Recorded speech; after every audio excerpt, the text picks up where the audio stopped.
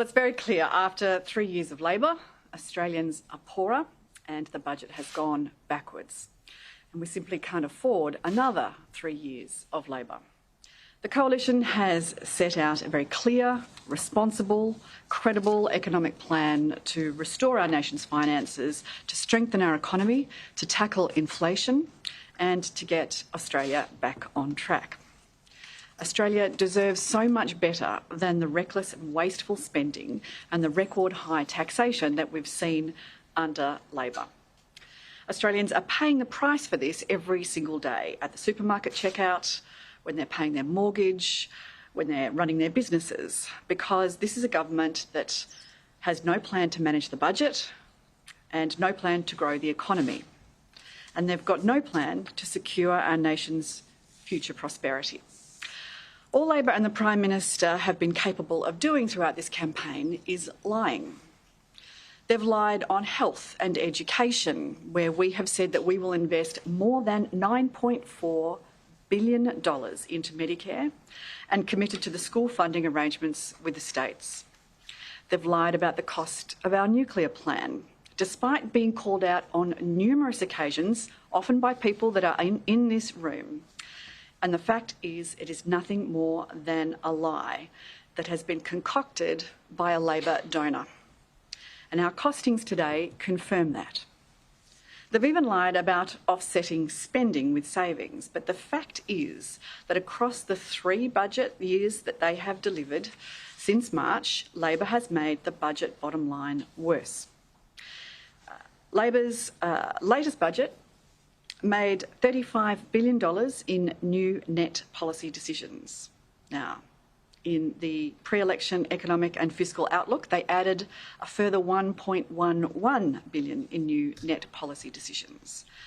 Their election costings delivered on Monday improved the bottom line by just $1.16 billion. The maths simply doesn't add up. Now, we shouldn't be surprised because we know that Labor spends more than it saves every single budget update. From the moment that the Coalition came into opposition, we have been consistent in calling out the fact that Labor threw the fiscal strategy out the door. They abandoned all of the disciplines that have been the guardrails of effective budgets in the past. They removed the tax to GDP cap. They've not offset spending with savings. And they've spent the majority of windfall revenues that they have received. A coalition government will restore responsible budget management as the cornerstone of a strong economy, an economy that lowers inflation, that lifts living standards and creates opportunity for all Australians. So our fiscal strategy will return the budget to balance and deliver a sustainable structural surpluses as soon as possible. First and foremost, we will reduce government spending as a share of the economy. Under Labor, spending as a share of the economy has ballooned to a 40-year high. It's unsustainable, it's inflationary, and it threatens the next generation's prosperity. We will cut waste, control expenditure growth, and ensure that every dollar that is spent by government is focused on delivering essential services and strengthening our nation, not growing bureaucracy. We've already announced our plan to sensibly reduce the size of the APS by 41,000 over a period of 5 years through a hiring freeze and through natural attrition, bringing the APS back to a sustainable level while protecting the frontline services delivery and national security positions. And we've identified other sensible saves to repair the budget as well. But we know that good economic management is about preparing for the future, not just patching up the present. And this is something that both the IMF and S&P Global have made very clear recently. That's why we will harness today's windfalls, not squander them on politically convenient spending. We will lock in a discipline by allocating 80% of annual windfalls to establish the Future Generations Fund. Now, this fund will preserve our nation's wealth for future for the future, driving long-term prosperity and ensuring that those one-off gains don't become structural burdens to be dealt with by our children and our grandchildren. They will also help protect the budget from political expediency and short-term thinking. Labor has benefited from revenue windfalls of $400 billion across its budgets, $400 billion.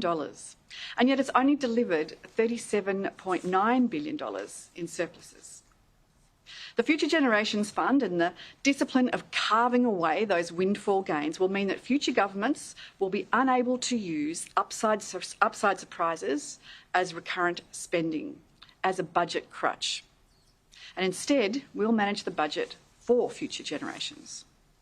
At the same time, we will support revenue growth in the right way by growing the economy, by lifting wages and driving prosperity through hard work and enterprise, not higher taxes.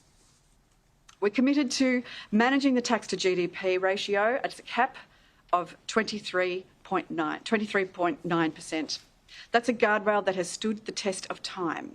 We believe fundamentally in lower and simpler and fairer taxes because we know that they are fundamental to strong economic growth, to higher living standards and to a more prosperous future. So this is not just a return to fiscal responsibility, it is a return to economic leadership. Importantly, we recognise that growing the economy cannot rely solely on already high participation rates or on record levels of migration.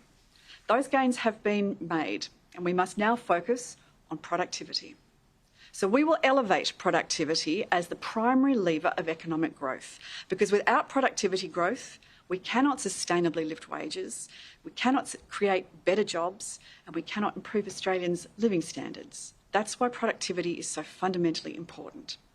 We're not pretending for a second that this will be easy. Good government never is. But it is the right thing to do for this generation and for the next. The Coalition's plan is about a strong budget, but it's also about a strong economy and a strong future.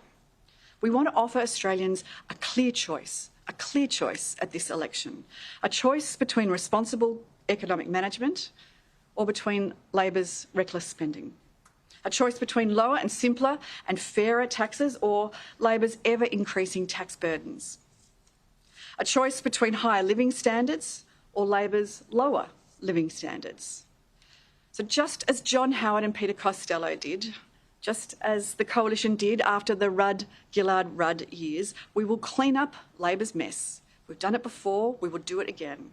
We will once again restore those fiscal guardrails and the budget disciplines that have sustainably delivered the services that Australians expect and deserve while also generating prosperity.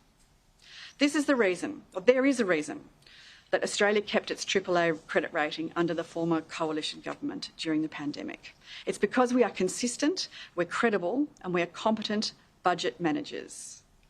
Only the Coalition has the discipline and the experience, and importantly, the vision to get Australia back on track.